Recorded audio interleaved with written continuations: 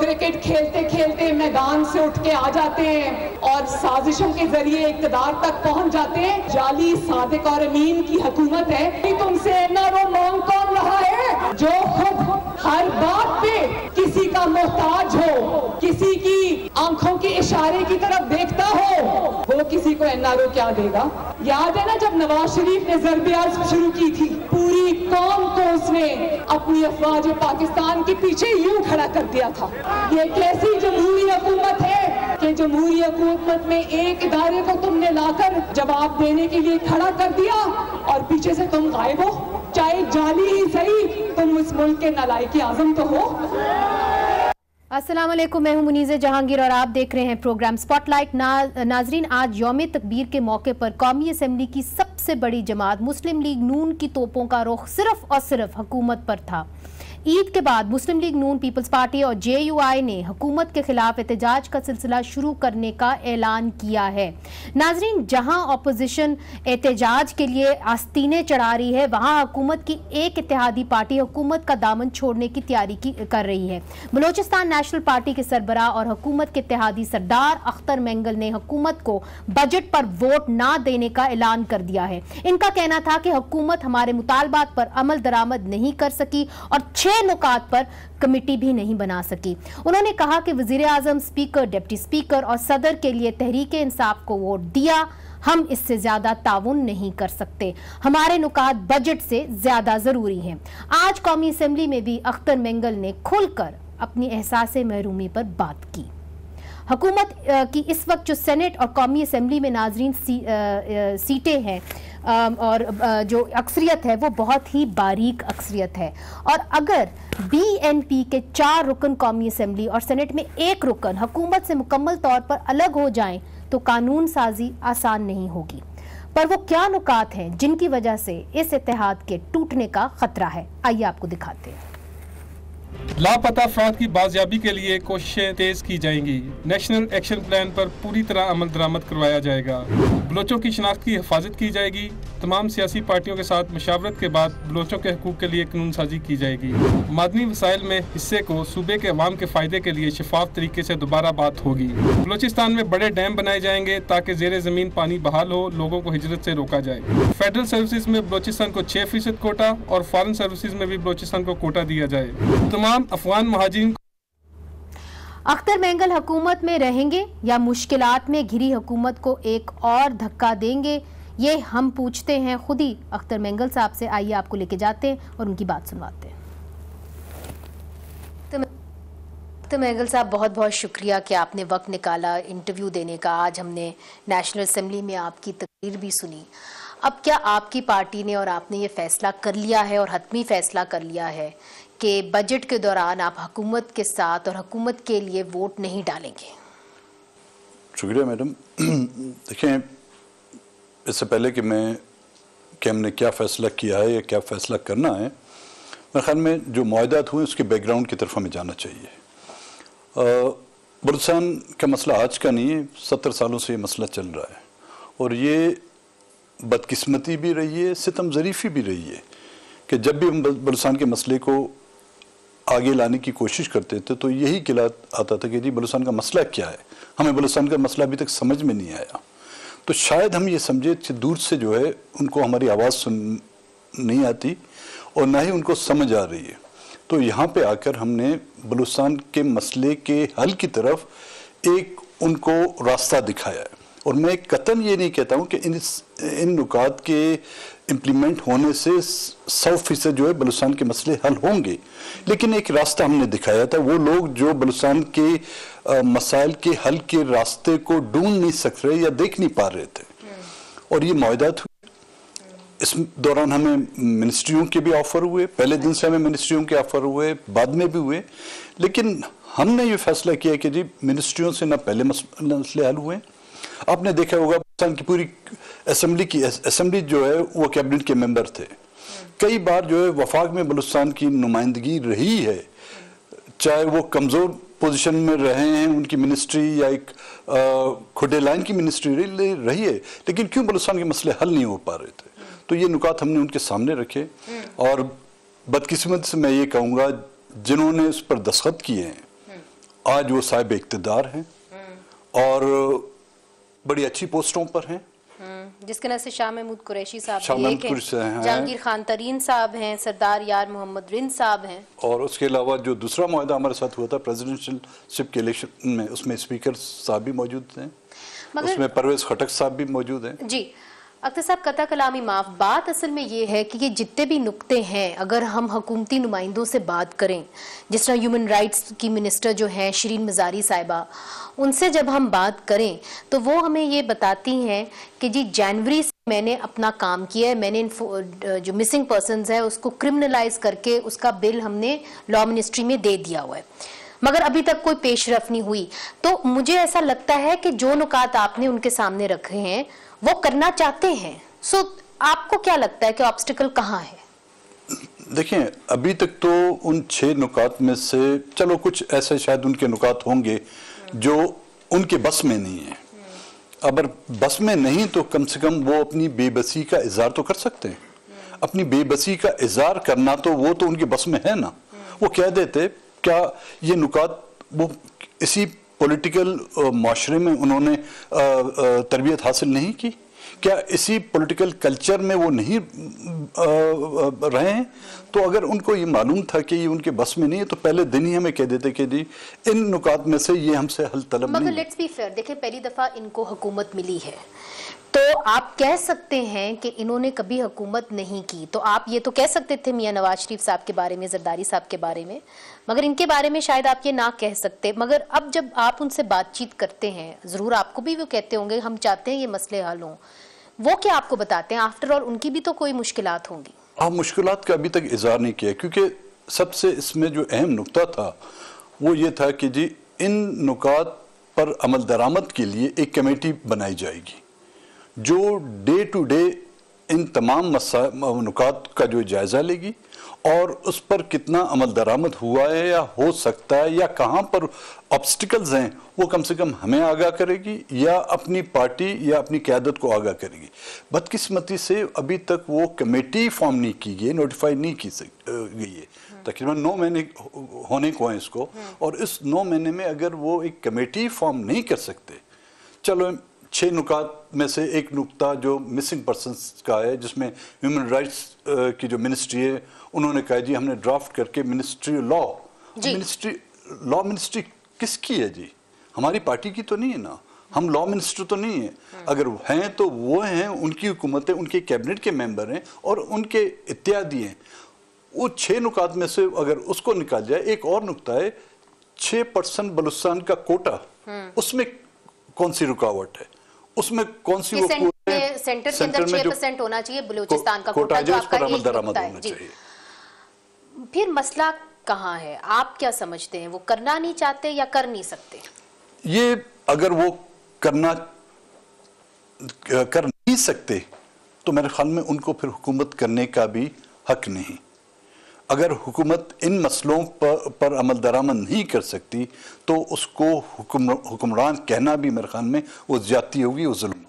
अब जो budget session आ रहा है, क्या आप हुकूमत के साथ वोट डालेंगे? चूंकि आपकी 4 सीटें हैं इस वक्त नेशनल असेंबली में, 1 सेनेट में है। अगर आप बिल्कुल ही ऑपोजिशन बेंचेस पे आके बैठ जाते हैं तो ये जो एक रेजर थिन मेजॉरिटी हुकूमत को मिली हुई है, ये हुकूमत के लिए और मुश्किल हो जाएगा। मैडम, हमने हुकूमत को न वजारत के लिए सपोर्ट किया है, न ही हमने मराद के लिए सपोर्ट किया है कि हमें इस बात का ख़तरा हो कि जी हमारे वोट न देने से जो हुकूमत कमज़ोर पड़ जाएगी। हमारे नुकात हैं, अगर हुकूमत आज भी इन नुकात पर अमल दरामद करती है तो जिस तरह प्राइम मिनिस्टर का वोट हमने उनको दिया, स्पीकर का वोट हमने उनको दिया, डिप्टी स्पीकर का वोट हमने उन्हें दिया, यहाँ तक कि सदर का वोट भी हमने उनको दिया, तो हम क्यों नहीं देंगे? अगर वो नहीं करते तो मेरे पास और मेरे पार्टी दोस्तों के साथ अपने लोगों को जवाब देने का जवाब क्या होगा कि हम हुकूमत को क्यों सपोर्ट कर रहे हैं। तो आपकी बातों से तो ये लग रहा है कि बजट सेशन के अंदर शायद आप लोग अलहदा हो जाएं, उससे पहले। ये डिपेंड करता है हुकूमत पर। अगर हुकूमत हमें साथ लेना चाहती है, हमें साथ लेकर चलना चाहती है, तो इन नुकात पर उनको अमल दरामद करना होगा। सिर्फ ये कहना कि जी बजट से पहले हमने कमेटियां बना दी, नहीं। हमें अगर बैठेंगे हमसे हमारे साथ तो हम उससे पूछेंगे कि कितने लोग उन्होंने बाजियाब कराए, 6% कोटे पर कितना अमल दरामद हुआ, आने वाली जो PSDPA उसमें बलूचिस्तान के प्रोजेक्ट्स क्या क्या डाले गए हैं, कितने डैम्स बनाए जा रहे हैं, कितने हॉस्पिटल, कितने रोड्स। जो ये नुकात हैं ये तो काफ़ी डिटेल्ड नुकात हैं। अब बात ये है कि बजट सेशन तो जून में है, जून आया खड़ा है, तो ऑब्वियसली इन नुकात के ऊपर अमल दरामद तो नहीं हो सकता जून से पहले। मैडम हमने ये नुकात आज नहीं दिए, हमने ये नुकात 9 महीने पहले समझ गई हूँ। तो जाहिर है कि वो आपकी जो एक्सपेक्टेशन है कि कुछ हो जाएगा, वो एक्सपेक्टेशन ये है कि मुज़ाकरात की तरफ मामला जाएगा, कि इस तरफ रेजोल्यूशन की तरफ जाएगा, कि आप समझते हैं कि अगर रेजोल्यूशन की तरफ भी जाता है तो तब भी आपके लिए it's not enough, too little too late. मेरे ख्याल में अगर लेट किया है तो इसमें हुकूमत की कोताही है, कमजोरी हमारी नहीं। ठीक। और ये जो मशवरा आपको दिया गया था, ये लोग कह रहे थे, बल्कि मैंने पढ़ा भी था कि बिलावल भुट्टो जरदारी साहब ने कहा था कि आप बजट सेशन में हुकूमत से अलहदा हो जाएं अगर ये आपके जितने भी आपकी कंडीशंस हैं और जो आपकी प्री कंडीशंस थी उसके ऊपर पूरा नहीं उतरते। मैडम बिलावल भुट्टो साहब ने तो अभी मशवरा दिया है, हमारी सेंट्रल एग्जीक्यूटिव की कमेटी की मीटिंग हुई थी 3 महीने कबल, उसमें ये फैसला किया गया था और उस फैसले की तवज्जो से हमने प्राइम मिनिस्टर से मीटिंग की और उसकी नॉलेज में लाएं कि ये हमारा फैसला है, अगर इन पर अमल दरामद ना हुआ तो हमारे रास्ते अलग होंगे। प्राइम मिनिस्टर ने फिर आपको क्या कहा? वही तसल्लियां जो 70 सालों से हमें दी जा रही हैं। अच्छा, और तसल्ली में आपको क्या तसल्ली देते हैं? वही कि जी इम्प्लीमेंट होगा, कमेटी बनेगी, आज नहीं तो कल कमेटियां बनेगी, लेकिन हम आदी हो चुके हैं इन तसल्लियों के और हमें पता चल रहा है कि इन तसल्लियों के पीछे सिर्फ तसल्लियां हैं। ठीक। आप बिलावल भुट्टो जरदारी साहब ने जो इफ्तारी की थी और तमाम ऑपोजिशन की जमातों को बुलाया था, आपको भी दावत दी थी, आपने अपना रिप्रेजेंटेटिव तो भेजा मगर आप खुद नहीं गए, इसकी क्या वजह थी? मैं इलाके में था क्योंकि हमारे इलाके के जो मसाइल होते हैं कि ना कि सिर्फ मुझे पॉलिटिकल अफेयर भी हैंडल करने पड़ते हैं, हमारे ट्राइबल भी, तो दूर दराज से जो लोग आते हैं उनको तकरीबन हफ्ता 10 दिन पहले हम उनको इन्फॉर्म करते हैं कि मैं यहाँ पे पहुँच रहा हूँ, अपने जो भी उनके मसाइल हैं वो लेके आ जाएँ। अब ज़ाहिर लोग पैदल 2-2 दिन पैदल आते हैं वहाँ पर और अचानक मैं एक दिन पहले उन्होंने मुझे कहा था, जरदारी साहब का भी फ़ोन आया था, बिलावल का भी मैसेज मुझे मिला था, इसलिए मैंने उसी वक्त उनसे माजरत की, लेकिन हमारी नुमाइंदगी जो हमारे पार्टी के सेनेटर हैं और सेक्रेटरी जनरल हैं उनको और बाकी हमारे जो MNAs हैं उनको मैंने तो लॉजिस्टिकल रीजंस की वजूहात से आप नहीं आ पाए, मगर अगर ऑपोजिशन अब जो कह रही है वो अपनी अस्तीनें चढ़ा रही है कि जी हम अब ऑपोजिशन भरपूर ऑपोजिशन करेंगे और प्रोटेस्ट भी करेंगे ईद के बाद, उसके अंदर हम आपको और आपकी पार्टी को कहाँ देखेंगे, हुकूमत के साथ या कि न्यूट्रल? हमारे लिए अहम तर जो है हमारे इश्यूज़ हैं, अगर इश्यूज़ उस दौरान हुकूमत हल करती है, उन पर अमल दरामद कर सकती है, तो सारे जो भी जायज़ हुकूमत की काम होंगे उसका साथ देंगे। और इसी दौरान अगर हुकूमत अपोजिशन की जायज़ मुतालबात भी रहे, ये नहीं कि हम अभी भी हम हुकूमत के साथ थे, लेकिन जब कोई जायज़ मसला आता था अपोजिशन की तरफ से, जिस तरह प्रोडक्शन ऑर्डर के होते थे, इस वक्त तो हमने ऐलान नहीं किया था, नहीं, मगर उन्होंने कहा है कि हम महंगाई के खिलाफ एहतजाज करेंगे, उसके अंदर पाकिस्तान पीपल्स पार्टी भी मौजूद है, उसके अंदर PMLN भी है, बाकी दीगर जमातें भी हैं, तो आप उनके साथ ये जो एक एहतजाज है पार्लियामेंट के अंदर, पार्लियामेंट के बाहर, उसमें शामिल होंगे? मैडम इसमें कोई शक नहीं कि महंगाई से जो है ना पूरा मुल्क मुतासर है और बलूचिस्तान में तो हर चीज़ हमें कोटे में मिलती है, लेकिन महंगाई और फौज कशी जो है ना वो हमें अब रकबे के लिहाज से मिलती है। तो उसमें कोई शक नहीं कि महंगाई के हवाले से, क्योंकि ये सिर्फ एक पॉलिटिकल पार्टी का मसला नहीं है, एक इलाके का नहीं है, एक कॉन्स्टिट्यूंसी का नहीं है, ये पूरे मुल्क का है। उसमें जिस तरह के दूसरे इलाके के लोग सफ़र करते हैं, हमारे लोग भी इस तरह सफ़र करेंगे। लेकिन क्या अपोजिशन का मकसद सिर्फ उस हुकूमत को गिराना है? तो मेरे ख्याल में इसमें तो फिर हम ये देखेंगे कि हमारे जो मुतालबात हैं, क्या यही अपोजिशन जो कल की हुकूमत में थी आने वाले दोनों दिनों में ये हुकूमत में आएगी, तो फिर हमारे मुतालबात को फिर हस्ब रवायत रद्दी की टोकरी में तो नहीं फेंका जाएगा। तो अगर ये ऑपोजिशन हुकूमत को गिराने की कोशिश करेगी तो मैं आपकी बात से समझी हूँ शायद आप उनका साथ मत दें।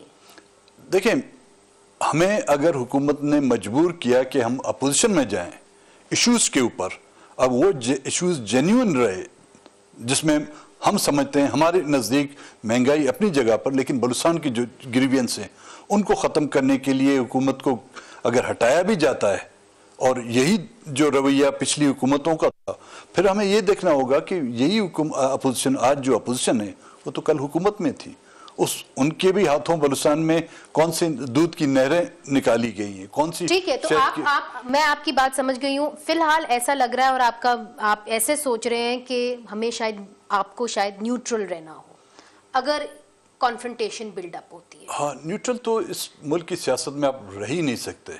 जेन्युइन इश्यूज को हम लेकर हम सामने आएंगे, उसमें अगर अपोजिशन ने हमारा साथ दिया, हमारे एजेंडे को प्रायोरिटी दी गई, तो बिल्कुल अपोजिशन के साथ हम रहेंगे। फिर एक टफ एक्ट जो है आप दिखाएंगे हुकूमत की तरफ और अपोजिशन की जानिब भी। हमारे साथ है नाजरीन अख्तर मेंगल साहब, बीएनपी के एक बहुत बड़े लीडर हैं और हम उनसे इस वक्त बात करें। इधर छोटा सा वक्फा लेते हैं, वक्फे के बाद फिर से हाजिर होते हैं। इस वक्त हमारे साथ हैं बीएनपी के अहम लीडर जनाब अख्तर मेंगल साहब। अख्तर साहब, ये बताइए कि सीपेक के हवाले से के ऊपर भी आपने काफ़ी बयानात दिए और आपने ये कहा कि सीपेक में वो ट्रांसपेरेंसी नहीं है जिसकी आप तवक्को करते थे, मगर ग्वादर में तो सीपेक का बहुत काम हो रहा है और ये हुकूमत और पिछली हुकूमत दोनों कहती रही कि बलूचिस्तान को एक बहुत बड़ा चंक मिलेगा सीपेक का, जिससे रोज़गार होगा, जिससे आमदनी होगी और बलूचिस्तान के हालात तब्दील हो जाएंगे। तो आप क्यों मुतमईन नहीं हैं? जहाँ तक सीपेक का ताल्लुक है, जब मियाँ नवाज शरीफ के वक्त में जब सीपेक की बुनियाद रखी जा रही थी, जो हमें खदशात थे, न सिर्फ हमें खदशात थे, बाकी काफ़ी लोगों को इस पर खदशात थे कि जी ये जो कुछ हो रहा है वो बलूचिस्तान के लिए नहीं हो रहा है, बलूचिस्तान का कार्ड इस्तेमाल किया जा रहा है और ये डेवलपमेंट बलूचिस्तान से बाहर की जाएगी। और हुआ भी वो, एक तो ये था हमें ख़तरा और दूसरा ये था कि जी डेमोग्राफिक चेंजेस ना आ जाएं, हम फिर माइनॉरिटी में तब्दील ना हो जाएं, क्योंकि एक इन्फ्लक्स होगा जो आपका दूसरे सूबों से, उससे ज़ाहिर मकामी लोगों की जो खदशात हैं और वो ये कि जी स्किल्ड लेबर आपको चाहिए होगी, हमारे पास स्किल्ड लेबर होगी नहीं, टेक्निकल लोग आपको चाहिए होंगे, वो हमारे पास नहीं होंगे। मगर ओवरऑल डेवलपमेंट तो होगी ना जी। और अगर आप ग्वादर की तरफ भी देखें तो अगर वहाँ पे एक इस तरह का पोर्ट बनने जा रहा है जो दुबई और चाबहार को एक सामने खड़ा हो जाएगा, कंपेटिटिव पोर्ट होगा, तो रोजगार तो होगा कहीं ना कहीं, तो रोजगार मकामी लोगों को भी लगेगा। डेवलपमेंट के लिए जो आज की दुनिया में जो बेसिक्स ज़रूरतें हैं, क्या वो ग्वादर को मुहैया की गई हैं? किस तरह आप एक इलाके को डेवलप करेंगे जहां पर पीने का पानी ना हो? किस तरह आप एक इलाके को डेवलप करेंगे जहां पर इलेक्ट्रिसिटी ना हो? अब भी इस वक्त भी आपकी ग्वादर नहीं, एक सिर्फ ज़िला ग्वादर नहीं, केच, पंजगूर, ग्वादर, तीनों इजलाओं को जो बिजली अब ईरान से आती है। क्या कहीं मुल्क में, दुनिया में बगैर नेचुरल गैस के आप सनतें लगा सकते हैं? कहाँ से आपने, आप तो सुई से डेरा बुक्टी तक गैस नहीं ला सके, आप सुई से जो है ना, मगर सेंट्रल गवर्नमेंट कहती है कि जी हमने तो बहुत पैसा दिया। पिछली हुकूमत की भी मैं बात कर रही हूँ, इस हुकूमत की भी मैं बात कर रही हूँ। वो कहते हैं कि जी हमने एनएफसी अवार्ड के तहत बलूचिस्तान को डेवलपमेंट का बहुत पैसा दिया। अब हमें नहीं मालूम कि वो डेवलपमेंट, और कुछ डेवलपमेंट बजट हमें ये भी इतला हुई कि वो लैप्स भी कर गए। देखिए मैडम, जहाँ तक एनएफसी अवार्ड का ताल्लुक है वो एक अलग चैप्टर है। जहाँ तक आपके सीपेक में जो चाइना की तरफ से जो लोन या फंडिंग की गई थी, उसमें से कितना परसेंट बलूचिस्तान में खर्च किया गया है? 56 बिलियन। 56 बिलियन में से 1 बिलियन भी बलूचिस्तान में खर्च नहीं किया गया। तो ये कौन सी डेवलपमेंट है? ग्वादर में तो किया गया है। मुझे कोई एक मुझे बताएं, ग्वादर में सिवाय एक्सप्रेसवे की, जी, जो ग्वादर पोर्ट से चाइनीज के लिए जो कॉलोनी बनाएगी वो एक्सप्रेस वे, और उस एक्सप्रेस वे की वजह से जो है ना आपके माहीगीरों का जो है समंदर में आने जाने के रास्ते बंद हो गए थे। जो पिछली हमारी जो मीटिंग प्राइम मिनिस्टर से हुई थी उसमें हमने इस पर जोर डाला कि जी इनके लिए कोई रास्ता निकाले, ये समंदर में आने और जाने के इनका जो रास्ता बंद हुआ है इनके लिए कम से कम ब्रिजेस बना। और उन्होंने वादा भी किया था, वादा किया, और वो वहां पे जाके ऐलान हुआ है। अभी हम देखें इस बजट में उसके लिए कितनी रकम रखी गई है।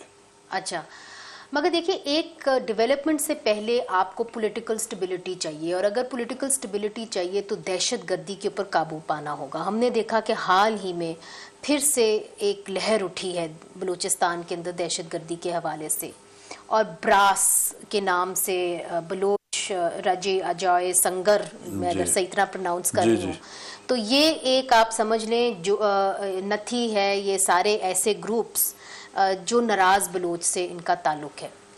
आपकी बहुत इज्जत है बलूचिस्तान के अंदर, और नाराज बलूच भी आपकी इज्जत करते हैं।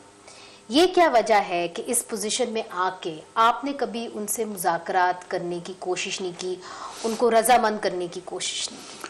बेबी, सबसे पहले नाराजगी की वजूहत को इंसान ढूंढता है कि नाराज क्यों हुए लोग। देखें, इससे कोई इनकार नहीं कर सकता कि जी बलूचिस्तान में जो है एहसास महरूमी है, और नहीं, इससे कोई इनकार नहीं कर रहा, और एहसास महरूमी जो है नाराजगी को जन्म देती है। मगर आप इंगेज भी तो कर सकते थे ना। नाराजगी जो है बगावत, साहब ने कहा था कि हम राउंड टेबल करेंगे और जितने भी इलादगी पसंद है उनको हम वापस मेन स्ट्रीम में लेके आएंगे, तो आप शुरुआत तो कर सकते थे एक तरीके से। मैं ये कहता है ना, नाराजगी जो है ना फिर जो है बगावत को जन्म देती है। आज जो कुछ लोगों ने जो हथियार उठाए वो बुनियादी तौर पर वो नाराजगी थी। आपको याद होगा जब आप नवाब अकबर खान बुगटी से मिलने डेरा बुगटी गए थे, उन्होंने तो कभी अलहदगी की बात नहीं की थी, लेकिन हालात को इस नैज पर पहुंच गया। एक डॉक्टर शाजिया के मसले को अगर उस वक्त हल किया जाता, चाहे वो गुनाहगार थे या ना थे, उनको कटेरे में ला के उनको सजा भी दी जाती या उनको बाइज्जत तौर पर बरी भी किया जाता, तो शायद मसला इस हद तक नहीं पहुंचता। देखिए अब तो जमहूरी हुकूमतें आ गई, जरदारी साहब आए, उन्होंने नाराज बलूच से बात करने की कोशिश की, फिर नवाज शरीफ साहब आए, उन्होंने बात करने की कोशिश की अब्दुल कादिर बलूच साहब के जरिए। आप भी तो एक रोल प्ले कर सकते थे। मैं होता कौन हूँ? मैं समझती हूँ कि आपकी बहुत इज्जत है। नहीं, इज्जत उन लोगों का जिन्होंने हमें इज्जत दी, उनकी बड़ी मेहरबानी, उनके इज्जत की कदर करते हैं, लेकिन मसला सिर्फ इज्जत से नहीं होता, मसला इख्तियारात का है। क्या मेरे पास इख्तियारात हैं? जबकि आपकी सिटिंग गवर्नमेंट, उनके पास अगर इख्तियारात नहीं है कि वो हमारे एक कागज पे 6 नुकात को हल कर सकें, तो मैं कौन होता हूँ? तो फिर किसके पास इख्तियार? हम तो कशकोल लेके इन हुक्मरानों के पास है ना। तो फिर किसके पास इख्तियार है? अब ये हुकूमत को बताना होगा ना, क्योंकि ये इख्तियारात हैं ना हैं उनके पास, वही बता सकते हैं। अगर उनके पास नहीं है, कम से कम हमें वो रास्ता बता दें कि जी ये इख्तियार मेरे पास नहीं है, आप इस दरवाजे को जाके खटखटाएं, तो हम वो दरवाजा भी खटखटाने के लिए तैयार हैं। आपके एक भाई हैं, वो भी नाराज बलोच के आप समझ लें उसी उसमें आते हैं, और आपने कभी कोशिश की, उनके ऊपर भी इल्ज़ाम लगता रहा, आपके भाई के ऊपर भी, आपने कभी कोशिश की कि उनको मेन स्ट्रीम में लाने की? मैडम, बलूचिस्तान में हम हर किसी को अपना भाई समझते हैं, चाहे वो हमारी पार्टी में है, चाहे वो हमारी अपोनेंट पार्टी है, चाहे वो मुल्क में बैठे हुए हैं, मुल्क से बाहर हैं, हम सब एक दूसरे के भाई हैं। हाँ, ये और बात है, जो एक खूनी रिश्ता है उससे हम इनकार नहीं कर सकते। उससे अगर मैं इनकार करूं तो शायद लोग मुझे कहेंगे कि ये गलत बयानी कर रहा है या झूठ का सहारा ले रहा है, लेकिन मैं जब खुद मुतमिन नहीं हूं, मुझे तो कोई मुतमिन करे। मेरे जो हम एक डेमोक्रेटिक पॉलिटिकल पार्टी से ताल्लुक़ रखते हैं और एक हम डेमोक्रेटिक स्ट्रगल के ज़रिए जो है अपने हकूक़ हासिल करना चाहते हैं। हमने तो आप देखें इस कागज़ पर, यहाँ पर आपको कोई बंदूक की तस्वीर नज़र आ रही है?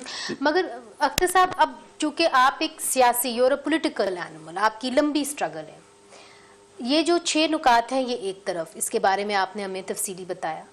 अब जो नाराज बलोच हैं, जो बाहर चले गए हैं, या हम जिस तरह देख रहे हैं कि दहशतगर्दी हो रही है और ज़्यादा हो रही है बलूचिस्तान के अंदर, अगर इस सब को ख़त्म करना है तो हुकूमत को क्या करना होगा? आपकी तजवीज़ क्या है?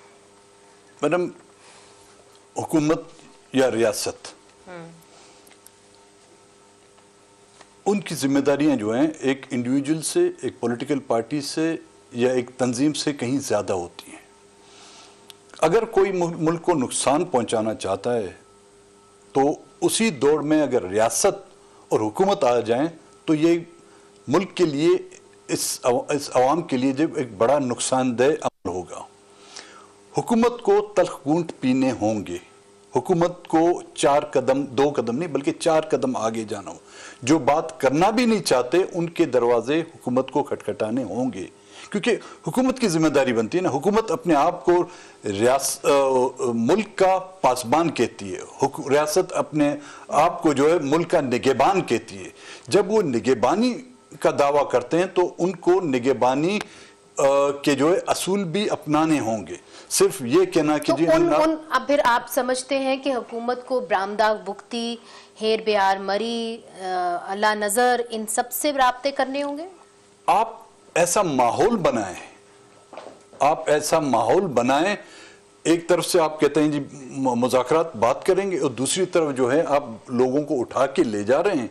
और रोज़ाना की तादाद में जितने जो जब से हमने ये नुकात पेश किए हैं उस वक्त से लेकर आज दिन तक, अगर उन्होंने 300 लोग छोड़े हुए हैं लेकिन 500 से ज़्यादा जो है लोग फिर उठाए गए हैं। तो इस तरह से मसले हल नहीं होंगे जब तक कि हुकूमत को एक ठोस इक़दाम करने होंगे, सिर्फ मुज़ाकरात के ज़रिए नहीं, अमली तौर पर जो है उनको इक़दाम करने होंगे और ये साबित करना होगा कि हाँ जी हम वाकई बलूचिस्तान के मसले को हल करना चाहते हैं। ना ही बलूचिस्तान का मसला पहाड़ों पर बैठे हुए लोगों के हाथ में जो बंदूक है उससे हल होगा, ना ही फौजी छावनियों में लगी हुई तोप और टैंकों से हल होगा। अल्टीमेटली आज ना कल ये टेबल पर बैठ के हल होगा। और इसके लिए तैयार होंगे मुज़ाकरात के लिए। अगर रियासत अपनी जिम्मेदारियों को समझते हुए बलूचिस्तान के लोगों की ग्रीवियंस जो 70 सालों से एक आतिशफशां के तौर पर नमूदार हो रही हैं उनको हल करें, वो मुज़ाकरात करेंगे। अगर उन्होंने मुज़ाकरात ना भी किए तो उनके पीछे जाने वाला कोई नहीं होगा। ये बताइए कि जाम कमाल साहब जो बलूचिस्तान के चीफ मिनिस्टर हैं, उन्होंने कहा कि अब अख्तर मेंगल साहब एक कॉन्फ्रंटेशन मोड में चले गए हैं। उनको क्या ये नहीं पता था कि सेंटर में उन्होंने अलायंस की हुई है पीटीआई के साथ, तो पहले वो पीटीआई के साथ अलायंस छोड़ें और फिर वो इस तरह की कॉन्फ्रंटेशन करें? जाम कमाल साहब जो है ना 3 जनरेशन जब तक मैं जानता हूँ उनको, उन्होंने उनकी ये 3rd जनरेशन है, उन्होंने कभी अपोजिशन की जो उनको हवा तक नहीं लगी है, तो उनको पता नहीं अपोजिशन क्या होती है। He is born with a golden spoon in his mouth, तो सोने के चम्मच से मुंह में जो पैदा हुए हैं तो उनको पता नहीं अपोजिशन क्या होती है। और जाहिर है जब हम हुकूमत में नहीं है, हमने सिर्फ हुकूमत को जो है उन नुकात की बुनियाद पर सपोर्ट किया है, तो इसका मतलब नहीं कि हम अपना वजूद जाम साहब की तरह, हम अपना कौमी तशख़्ख़ुस सिर्फ एक वज़ारत आला के लिए जो है हम उसको जो है भूल जाएं। ये उनकी फितरत होगी, हमारी नहीं। मगर उन्होंने ये भी कहा कि जो पिछली हुकूमतें हैं उन्होंने जो 60% है स्कीम्स का उन्होंने एक्सिक्यूट ही नहीं किया, सिर्फ कागजी तौर पे वो स्कीम्स एक्सिक्यूट हुई, वैसे हुई नहीं। और फिर उन्होंने ये भी कहा कि मेरा ख्याल है कि उन्होंने 40 से 45 बिलियन रुपीस उन्होंने यूटिलाइज नहीं किया, तो हमारे पास तो पैसे ही नहीं है चीज़ों को करने। मैडम ये हमारे जाम कमाल साहब हमेशा पिछली हुकूमतों को कहते हैं, वो मुझे बताएं पिछली हुकूमतों में से कौन सी वो हुकूमत थी जिसमें वो या उनके खानदान के लोग शामिल नहीं थे। किसी एक हुकूमत का नाम लेके बताएं मुझे। ये तो बहुत सारे लोगों के बारे में आप कह सकते हैं बलूचिस्तान में। नहीं, बिलखुसूस जब वो बात कर रहे हैं ना, मैंने ख्याल में अब भी उनकी वो संदूकों से को खोला जाए तो उसमें आपको पुरानी गुज़िश्ता जो भी हुकूमतें उनके झंडे नजर आएंगे, वो रखे होंगे उन्होंने, वक्त ज़रूरत जो है फिर काम आए। यूटिलाइज नहीं हुए हैं लेकिन उसमें भी तो वो हुकूमत में शामिल थे। अगर सूबे में शामिल नहीं तो मरकज में शामिल थे, अगर डेमोक्रेटिक हुकूमत में भी शामिल थे, डिक्टेटर की जो हुकूमत थी उसमें भी वो शामिल थे। कहीं पे उनको आपको झंडे भी मिलेंगे, कहीं पे अभी भी देखें तो डिक्टेटरों के डंडे भी उनके संदूकों में मिलेंगे। नाजरीन, ये थे जनाब अख्तर मेंगल साहब, बलूचिस्तान नेशनल पार्टी के लीडर, और कुछ अहम खबरें उन्होंने दी हैं। उन्होंने कहा है कि ये जो बजट सेशन आ रहा है, अगर हमारे नुकात ना माने गए तो हम हुकूमत के हक के अंदर वोट नहीं डालेंगे। अभी उन्होंने ये फैसला नहीं किया कि ये अपोजिशन की बेंचों पे आके बैठेंगे, मगर ये उन्होंने ज़रूर कह दिया है कि अगर हमारे नुकात ना माने गए, हमारे मुतालबात ना माने गए, तो फिर हम बजट सेशन में हुकूमत के साथ वोट नहीं डालेंगे। नाजरीन, इधर लेते हैं छोटा सा वक्फा। वक्फे के बाद हमारे साथ हैं सुहेल वड़ायत साहब, मारूफ तज्जिया निगार हैं, कॉलम निगार हैं। उनसे तज्जिया लेंगे और पाकिस्तान तहरीक इंसाफ के फवाद चौधरी साहब से हम इसके ऊपर रिएक्शन लेंगे। वक्फा लेते हैं।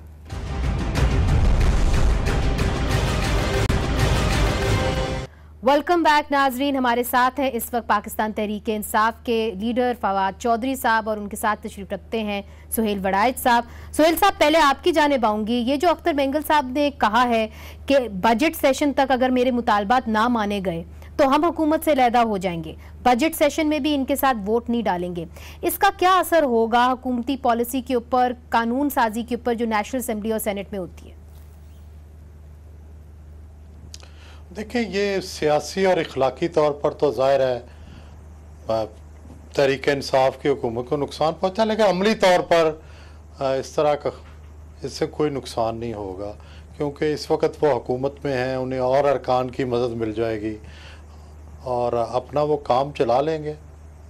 अच्छा फवाद चौधरी साहब, जिस तरह के सुहेल साहब कह रहे हैं काम चला लेंगे, तो इसका मतलब ये है कि अब जब वो कह रहे हैं कि जी हम हुकूमत से अलहदा होने जा रहे हैं, तो कोई तवक्को की जा सकती है कि उनको जो वो नाराज़ हुए हैं उनकी नाराज़गी दूर की जाए, क्योंकि जो 6 नुकात उन्होंने सामने रखे हैं वो जल्दी तो निपट नहीं सकते। नहीं, देखिए इसमें हमने आज प्राइम मिनिस्टर साहब ने एक कमेटी कॉन्स्टिट्यूट की है बलूचिस्तान के लिए। उसमें परवेज खट्टक साहब जो है वो उसकी सदरा है, अरबाब शहजाद साहब हैं और कासिम सूरी साहब हैं। ये लोग जो है वो इसको कमेटी को जो है वो कॉन्स्टिट्यूट इन्होंने किया है और अब ये मुज़ाकरात करेंगे अख्तर मेंगल साहब से और बाकी अज़ाद से। जो 2 मुतालबे हैं बड़े, एक मिसिंग पर्सनस का मुतालबा है और एक जो है वो बलूचिस्तान में डेवलपमेंट फंड्स का मामला है। बाकी जो जाहिर है कि उनकी कॉन्स्टिट्यूंसी है, उन्होंने अपनी एक पॉलिटिक्स की है, उनको उसके ऊपर वोट मिला है और उन्होंने अपनी कॉन्स्टिट्यूंसी को, हर पॉलिटिशियन ने दिखाना होता है कि मैंने आपका साथ जो वादे किए थे उनमें मैं कहाँ तक आगे गया हूँ। तो उनके जो स्टेटमेंट्स हैं, उनकी जो बात है उसमें वजन है और हुकूमत को इसकी रियलाइजेशन भी है कि उनके मुतालबात की। तो मेरा ख्याल है इंशाल्लाह हम इसको सॉर्ट आउट कर लेंगे, कोई ऐसा मेजर। मगर फवाद साहब, आपका जो एक मिसिंग पर्सन्स को जो इन्फोर्स डिसअपीयरेंसेस है उसको क्रिमिनलाइज करने का जो बिल शिरीन मजारी साहिबा ने तैयार किया था ह्यूमन राइट्स मिनिस्ट्री से, वो उन्होंने लॉ मिनिस्ट्री को भेजा है जनवरी से, अभी तक उसके ऊपर कोई पेशरफ नहीं हुई। आप कितने कॉन्फिडेंट हैं कि इन कुछ हफ्तों के अंदर उसके अंदर पेशरफ्त हो जाएगी? नहीं, वो उसमें कुछ टेक्निकल इश्यूज थे, वो अब रिजॉल्व हो गए हैं, तो वो इंशाल्लाह वो भी बिल आ जाएगा। वो 7 बिल हैं टोटल, उसमें टॉर्चर के ऊपर भी है, फोर्स डिसअपीयरेंस के ऊपर भी है। 1-2 बिल जो है वो जैसे जो चाइल्ड मोलेस्टेशन के ऊपर है बिल है, वो ह्यूमन राइट्स कमेटी में रुका हुआ है, बिलावल भुट्टो साहब ने उसके ऊपर कंस्टिट्यूशन के लिए रोका हुआ है। तो इस तरह के जो टेक्निकल इश्यूज हैं वो पड़े हुए हैं और लेकिन वो इंशाल्लाह ताला आ जाएगा जल्दी, इसी जो है वो हफ्ते में जो है ये चीजें क्लियर हो जाएंगी। तो आप पूरी उम्मीद है कि आप इनको इत्तेहाद में रख सकेंगे या आपके साथ ही होंगे जब बजट प्रेजेंट होगा? जी जी बिल्कुल बिल्कुल। और ऐसे जो ओकेजन्स होते हैं उनमें आपको पता है जो पॉलिटिकल पार्टीज हैं वो जाहिर है कि वो अपना जो मौक़िफ़ होते हैं उसमें सख्ती लाती हैं। हुकूमत को उनके वोट की जरूरत है, उन्होंने वोट जो है वो देना है, तो वो अपना बार्गेन तो करेंगे या अपनी बात तो करेंगे, इसमें क्या मसला। बहुत बहुत शुक्रिया फवाद साहब, आपने हमें ज्वाइन किया। सुहेल साहब, जिस तरह के फवाद साहब हमें बता रहे थे कि देखिए जी बार्गेनिंग तो होती है और जो बजट होगा उसके अंदर शायद पहले ये बार्गेनिंग हो, मगर जो नुकात उन्होंने रखे हैं वो आप भी उन नुकात को जानते हैं, उसके ऊपर आप समझते हैं कि पाकिस्तान तहरीक इंसाफ की हुकूमत पेशरफ्त कर सकती है? मेरा ख्याल है कि जो तहरीक इंसाफ की हुकूमत है बलूचिस्तान के मामलात में उसका इतना इख्तियार नहीं है, क्योंकि वहाँ ऑपरेशन चल रहा है, वहाँ पे इंसर्जेंसी चल रही है और वहाँ की हुकूमत पर उनका इतना इख्तियार नहीं कि वो कोई बहुत बड़ी फेवर दे सकें।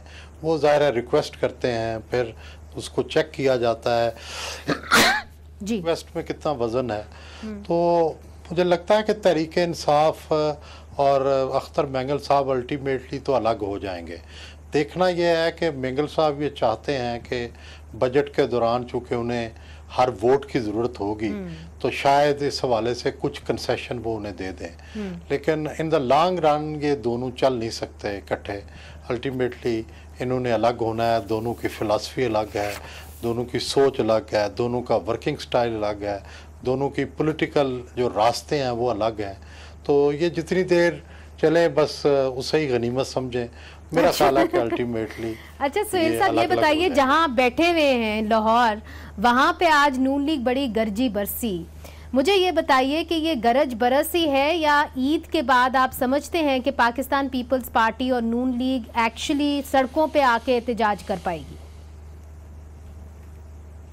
मेरा ख्याल है कि ये खुद तो इनिशिएटिव नहीं लेंगे, ना नून लेगी ना पीपल्स पार्टी लेगी पंजाब में। ये तो देखेंगे कि लोग किस तरह से देखते हैं बजट को, क्या नए टैक्स लगते हैं। अगर बहुत सारे टैक्स लग गए, मिडिल क्लास को उसका टैक्सों से वो एजिटेट हुई और एक ख़ुद ऐसी फीलिंग पैदा हुई, लोगों में स्पॉन्टेनियस प्रोटेस्ट हुए, तो उसकी लीडरशिप के लिए, उसको कंधा देने के लिए ज़रूर पार्टियां आगे आएंगी।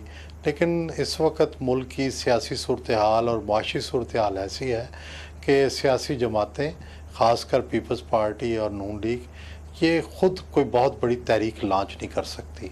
हाँ, एक ख़ास माहौल हो तो उसके अंदर ये कूद कर उसको लीड कर सकते हैं। सुहेल साहब ये बताइए कि आज मरियम नवाज साहिबा ने जो तकरीर की है उसकी तोपों का रुख तो इमरान खान वज़ीर आज़म साहब के ऊपर था, मगर दूसरी तरफ वो ये भी कह देती हैं कि वो बेख्तियार वज़ीर आज़म हैं। तो एक तो सारी तनकीद का निशाना उनको बनाते हैं, दूसरी तरफ से उनको बेख्तियार भी कह देते हैं, इसकी क्या वजह?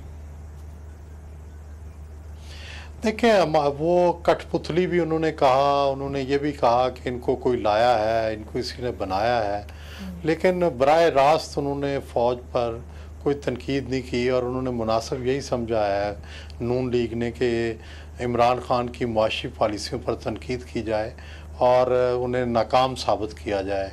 तो बजाय वो बराह रास्त इस्टेब्लिशमेंट को तनकीद करने के, उन्होंने ये रास्ता अपनाया कि सिर्फ इमरान खान पर तनकीद करके फासला पैदा किया जाए इस्टेब्लिशमेंट और इमरान खान में और कुछ उससे फ़ायदा लिया जाए। और दूसरा, मरियम साहिबा जो हैं, उनकी ये सारी जो क्रिटिसिज्म है और दोबारा उनकी जो जागना है, इसके अंदर जहाँ बड़ी अच्छी चीज़ है कि अपोजिशन होनी चाहिए, आवाम के फ़ायदे में होती है, क्योंकि आवाम की बात करती है अपोजिशन, हुकूमत पर एक चेक होता है, रियासत के लिए एक तवाज़ुन कायम होता है। लेकिन उन्हें यह तासुर ख़त्म करना चाहिए कि जब उनके वालिद जेल में चले जाते हैं तो वो जारहाना रवैया रखती हैं और जब वो जेल से बाहर निकल आते हैं या कोई रियायत मिलती है तो वो खामोश हो जाती हैं। उन्हें अपने रवैये के अंदर एक ऐसा तवाज़ुन लाना चाहिए कि वो जो भी सियासी सोच रखती हैं वो हमेशा रहें, और वो अपने वालिद की रिहाई से या गिरफ्तारी से मुंसलिक ना हो। जी बिल्कुल। मगर आप बिलावल भुट्टो जरदारी के एटीट्यूड को कैसे देखते हैं? देखें, अब ये दो सियोन्स जो हैं ये बढ़ रहे हैं, सामने आगे आ रहे हैं और एक ही आप समझ लें एक ही टाइम के ऊपर ये सामने आ रहे हैं। बिलावल भुट्टो जरदारी साहब जो हैं उनका एटीट्यूड कुछ मुख्तलिफ है, आप उसको कैसे देखते हैं? देखिए, बिलावल भुट्टो साहब काफ़ी प्रैग्मेटिस्ट हैं, अमलियत पसंद हैं। मेरी उनसे रिसेंट मुलाकात भी हुई है। उन्हें पता है कि पंजाब के अंदर वो कोई बड़ी तहरीक नहीं चलाने की पोजीशन में नहीं है और सिंध के अंदर इस वक्त ये है कि जब उनकी हुकूमत को थ्रेट होगा या गिराने की कोशिश की जाएगी, अभी तो ऐसी कोई सूरत नज़र नहीं आ रही, तो फिर वो डेफिनेटली आखिरी हद तक जाएंगे।